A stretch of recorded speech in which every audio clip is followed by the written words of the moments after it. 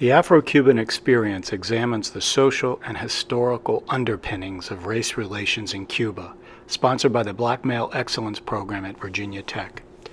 The price of $4,950 covers most expenses and brings one sponsor and one student to Cuba.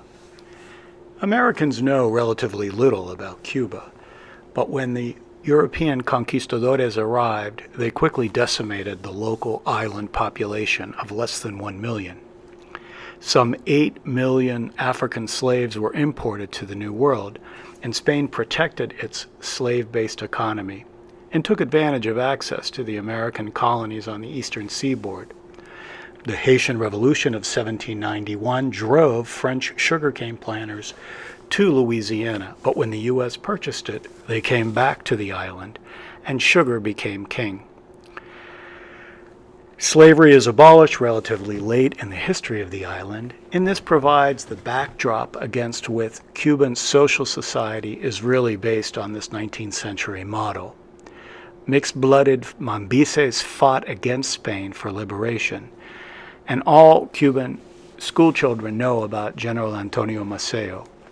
The Spanish-American-Cuban War allowed the U.S. to exercise its might in the Americas, and for a brief time, civil liberties among black Cubans flourished in the form of free colored societies.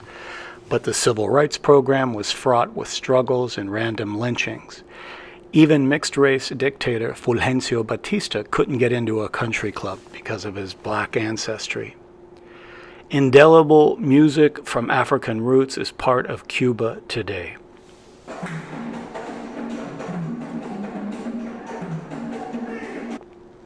It oftentimes took white entertainers such as Desi Arnaz to bring Cuban music such as soul, jazz, hip-hop and reggaeton, ron, and bolero to larger audiences.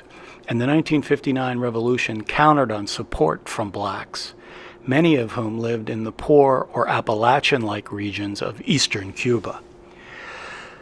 Cuba traded 1 ton of oil for 1 ton of sugar with the Soviet Union, but with its demise, Cuba lost a trading partner, and the mechanization of sugarcane drove many blacks to the capital city, such as these young men that we see here, searching for labor and work. Many Afro-Cubans work in the agricultural sector as middlemen. Fidel Castro promised an island that would be different, and he guaranteed health care, universal education until the age of 16. Today, food is the #1 social problem, and the ration book provisions don't make it through the month, even for vulnerable groups like children and the elderly. The agricultural model is largely geared for home restaurants, and Cuba has become a nation that requires containerized food to come into its tourist facilities. Many professionals work in tourism or for the opportunity of selling CDs or working for tips.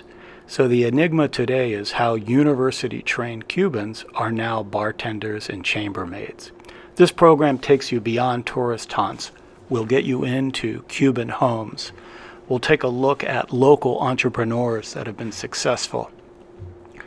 We'll examine Havana's wonderful UNESCO World Heritage architecture and handicrafts from a bygone era.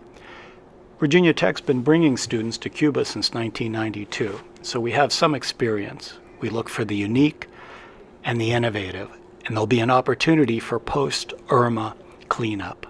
So please join us. Hey, this is Tommy Amal. Please join us as we experience Afro-Cuban culture.